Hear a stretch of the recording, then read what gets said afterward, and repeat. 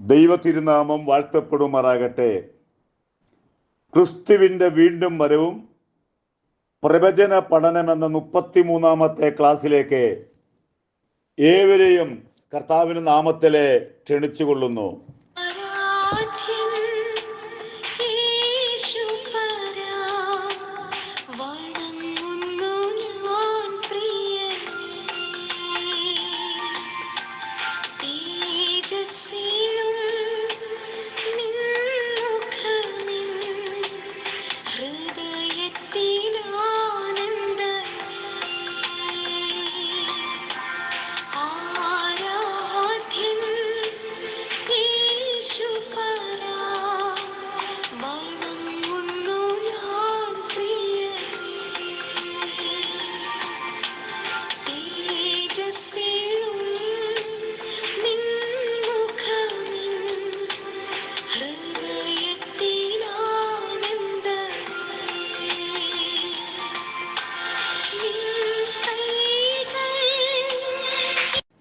കഴിഞ്ഞ ദിവസം നാം ചിന്തിച്ചത് ക്രിസ്തുവിൻ്റെ വരവിൽ നടക്കാൻ പോകുന്ന പ്രധാനമായ 5 വിഷയങ്ങൾ.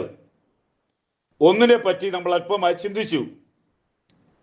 നമ്മുടെ കർത്താവ് നമ്മെ എതിരേൽപ്പാൻ മധ്യാകാശത്തിൽ വരും. രണ്ടാമതായി, ന്യായം വിധിപ്പാൻ നമ്മുടെ കർത്താവ് ദൈവമക്കളായിരിക്കുന്നവരെ ന്യായവിധി നടത്തും.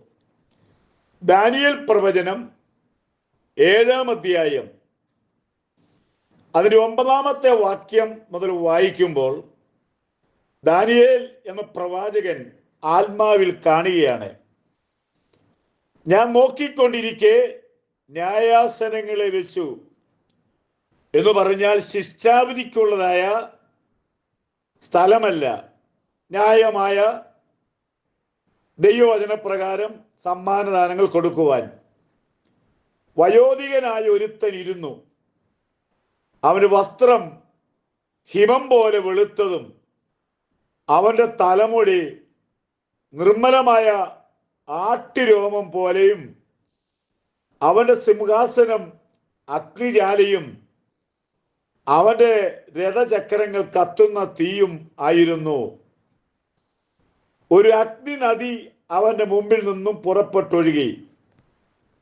അവിടെ വായിക്കുന്നത്, ആ ന്യായാസനത്തിനു മുമ്പ് നിൽക്കുന്ന ആ ദൂത സഞ്ചയത്തെ നമുക്ക് നോക്കാം. 1000 പേർ അവനെ ശുശ്രൂഷ ചെയ്തു. 10,000 പേർ അവന്റെ മുമ്പിൽ നിന്നു.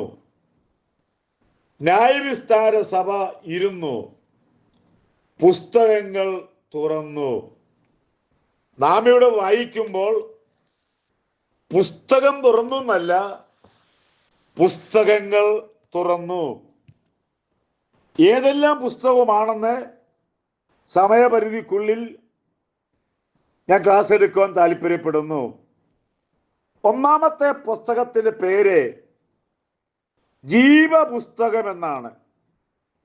അവിടെ ജീവപുസ്തകത്തിൽ പേരുള്ളവർക്ക് മാത്രമേ അവിടെ ചെല്ലാൻ പറ്റുകയുള്ളൂ. വെളിപ്പാട് പുസ്തകം 13-ാം അധ്യായം 8-ാമത്തെ വാക്യം വായിക്കുമ്പോൾ, ലോകസ്ഥാപനം മുതൽ അറക്കപ്പെട്ട കുഞ്ഞാടിൻ്റെ ജീവപുസ്തകം. 1-ാമത്തെ പുസ്തകത്തിന്റെ പേര് ജീവപുസ്തകം. ഈ ജീവപുസ്തകത്തിൽ പേരുണ്ടെങ്കിൽ മാത്രമേ ദൈവത്തിന്റെ സന്നിധിയിലെ ചെല്ലാൻ പറ്റുകയുള്ളൂ.